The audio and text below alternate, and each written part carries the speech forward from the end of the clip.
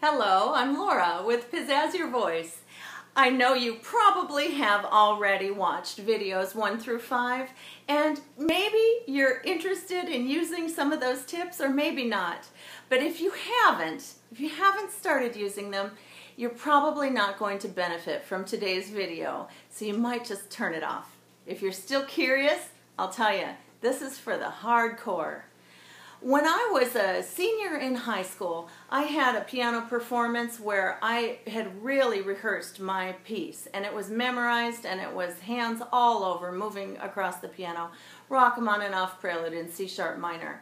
For a 17 or 18-year-old, it's probably a pretty good challenge on piano, and I was ready. I had played it over and over again, and it was practically, I could do it in my sleep. I just started it, finished it, and I got it. At those days, I didn't have a video camera, so I wasn't practicing as I suggest now in tip number 1, but I was ready.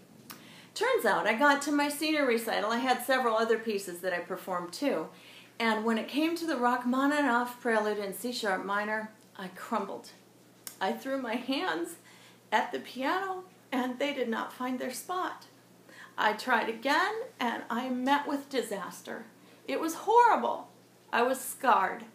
I couldn't find a way to get into the middle of my piece, so I just went to the end, and I missed the opportunity to perform so much of what I'd worked so hard on in front of that live audience.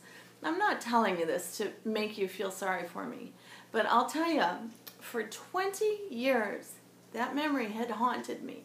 When I got in front of live audiences again after that, I kept thinking, what if my brain gives out and I don't know how to find my way back into my piece?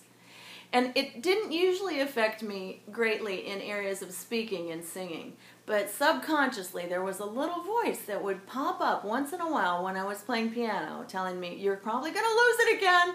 And it was a very negative little imp, little creepy yuck that I don't even like to acknowledge that I had in me, but it was there. Well, as I became more involved in the science and the brain power of performing, I started to seek for my own understanding of what exactly happened there. And I realized that I didn't have enough entry points for getting back into my song. So today, I want to help you to safeguard against something like that. I've tried it again with other students, and it really makes sense when you have a longer series of information that you need to store. Your brain stores it as a serial maneuver. So a lot of times if you don't get started here and you want to start here, you can't really go to this spot because you don't have an entry point for that. Our brain stores these things like music in a serial manner. Well, the overcoming thought for this is you must rehearse entry points so that you can begin for example, in a case of music or in a case of a speech, begin anywhere within 30 seconds of a point that you just made. If you lose your place, you need to practice getting back in at the very next entry point.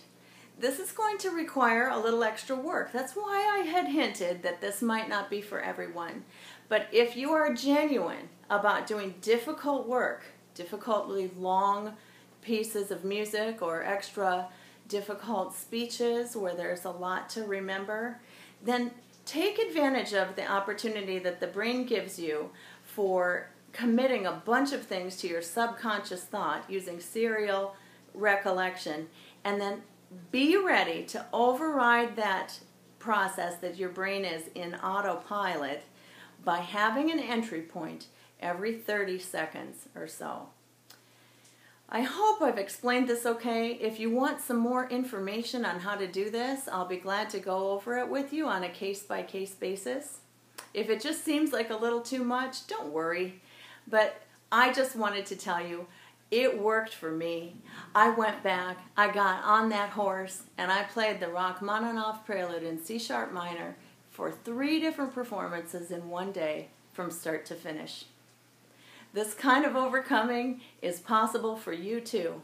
And if I wasn't able to do it, I wouldn't presume that it would work for you. You can trust me and try these tips, and they'll make all the difference in the world. Thank you. Tune in for more tips at pizzazyourvoice.com.